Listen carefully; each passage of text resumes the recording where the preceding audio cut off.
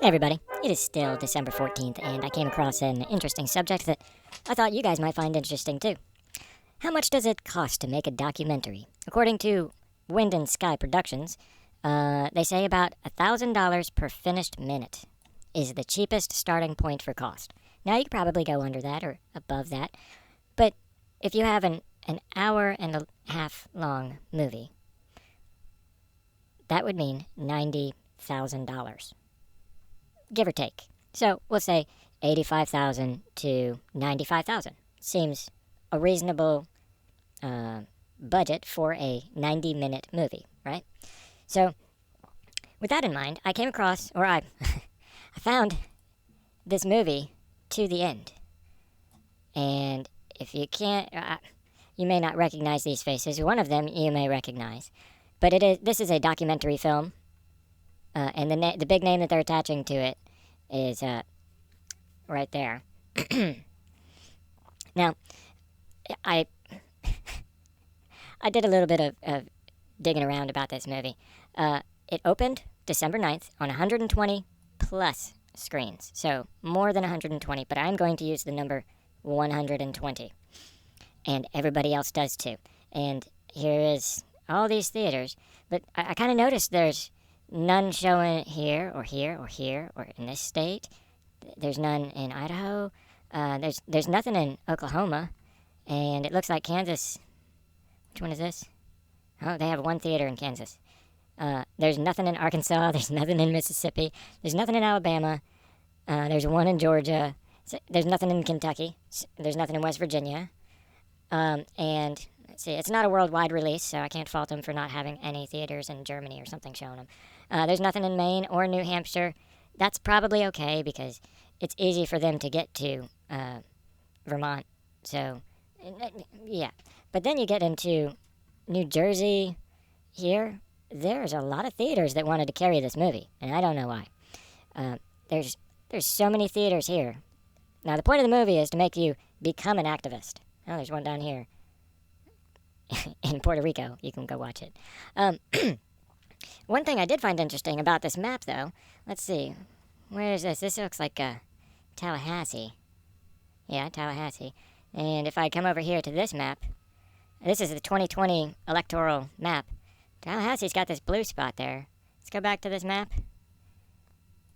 Yeah, that's right in that blue area. Now there's a string of blue around here that didn't get a theater to carry this movie.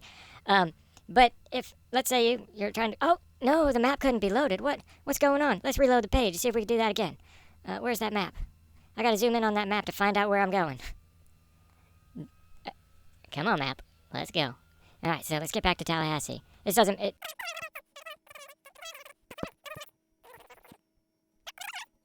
I can zoom in all the way to the building in New Orleans, but let me try Tallahassee again, because I did this earlier, and I was having a 100% success rate at getting this map to crash just by zooming in on the location where it was supposed to be done. So, go to Tallahassee. No. Oh, it just crashed again. So they don't want you to really know where it is in Tallahassee if you're really interested in seeing this movie.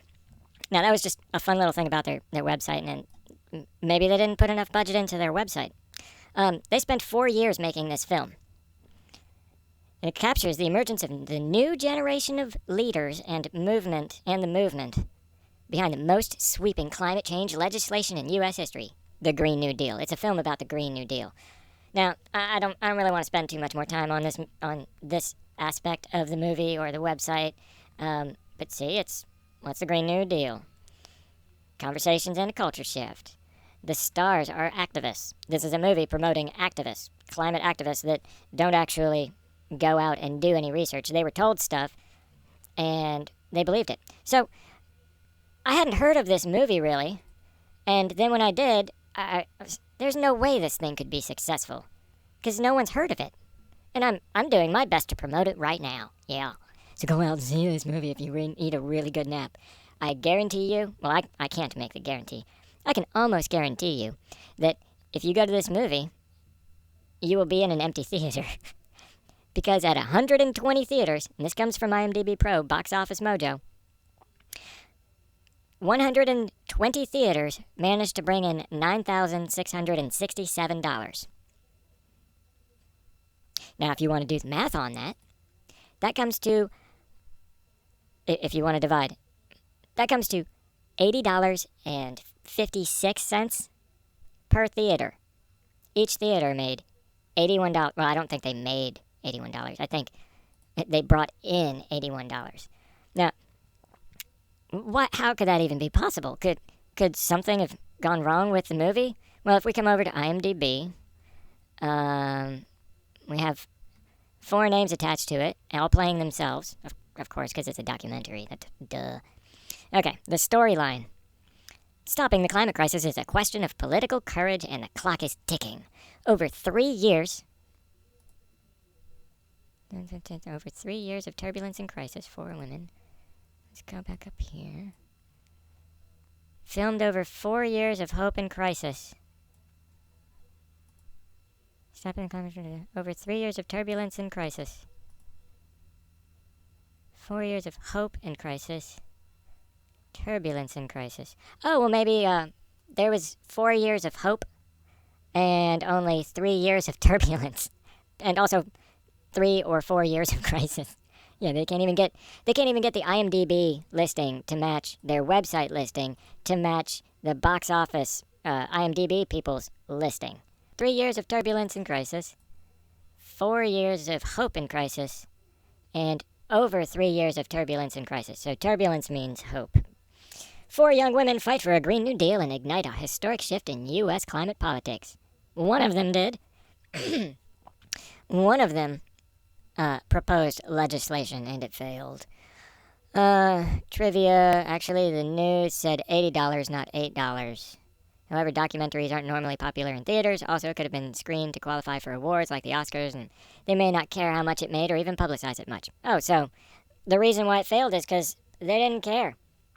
Yeah, so we've got a featured review that got 1 out of 10 stars. Climate change is an existential threat, and we do not need to muddy the waters with misleading statistics, inaccuracies, and hyperbole to convince people of these facts. If we want the movement to be taken seriously, we need to consider realistic approaches like nuclear, advanced technologies such as new ways of fission, fusion, and transitory fossil fuels like natural gas that replaced oil and coal, while we advance our renewables and nuclear outputs. None of these were considered by To the End, which was a derivative snooze fest with an abundance of criticism and a complete lack of practical solutions. Wow, I'm shocked that was the first review. Now, if we come over to Rotten Tomatoes, the critics gave it an 83. Out of 18 reviews, they gave it an 83. The audience score, with more than 100 ratings, let's see if there's any down here. Yeah, there's a few down here. The audience score, with more than 100 reviews, we can't average that out yet. Let's go look at some of these. Wow, sat by myself for 35 minutes before I changed movies. Who bankrolled this stuff? Like I was saying.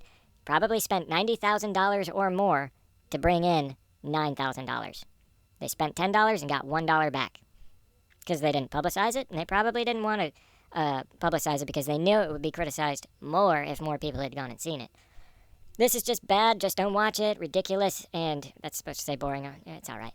Worst things I have ever seen. Just another sham, similar to other cult leaders, needs to justify your misery and your devotion to saving the planet, while the elite and politicians live in luxury with no sacrifice on their part. Very disappointed, was a big fan of her once, but she does nothing for her action, and it's all show and glamour. I expected this film to be pedantic, cloyingly ideological, and dull. Turns out I had set my standards too high. So much to say, I've seen flat earth docs with better acting and information. Condescending and arrogant, does more to drive the audience away than instill engagement. Demanding people to comply is not a successful strategy to persuade. Other than that, the director and producer created a product that leaves much to be desired. It might have been filmed on an iPhone. Wow. What did I just watch? I thought it would be interesting, but it's not, and certainly not even worth wasting 5 minutes of your time, let alone an hour and a half. And just for kicks, let's go to the critics, because critics know best. Critics know better than an audience. There's no doubt that this issue is a fundamental functioning existing society. Oh, man, I probably shouldn't have clicked that. It's going to take forever. Oh, no. I am not reading all that. Sorry, dude. This shortened version. This documentary is simply not the film to tackle it head on. Okay. It's an impressive task to craft a documentary that connects multiple activists and events over the course of 4 years in under 93 minutes. Oh, 93,000 now, if we're doing $1,000 per minute. Throughout, to the end, there is a clear sense of urgency to the call for action, which I said. This is about getting the, how did they refer to them? The silent allies to become active, or passive allies to become active allies. They want you to become activists too. So a big part of this movie, even on their website, because I'm assuming the film is going to tell you to go visit the website to learn more, we've got all these different activist groups that are involved in the movie, including Justice Democrats, which I'm going to do a video just on Justice Democrats, maybe. See, become an impact partner, get involved, share it on social media, host a screening. Yeah. They explain the Green New Deal, conversations and culture shift. Each of these people is an activist in their own way, including the filmmakers. And, yeah.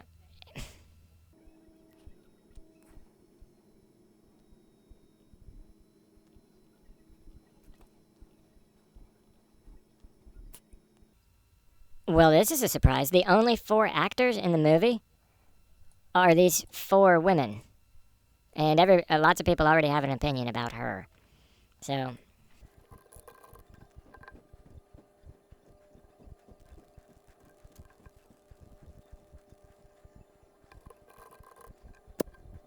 well, that's just awesome. I don't know if you followed all that. I don't know if I'm going to edit it out. Um, AOC's sweatshirt is still $58, which is only $22 less than each theater brought in that aired to the end. So, if AOC sells 4 sweatshirts, she will have made as much money as 2 theaters. Oh, wait. I forgot. Those sweatshirts probably cost like $10 to make, and that movie cost $1,000 per minute. I'm done.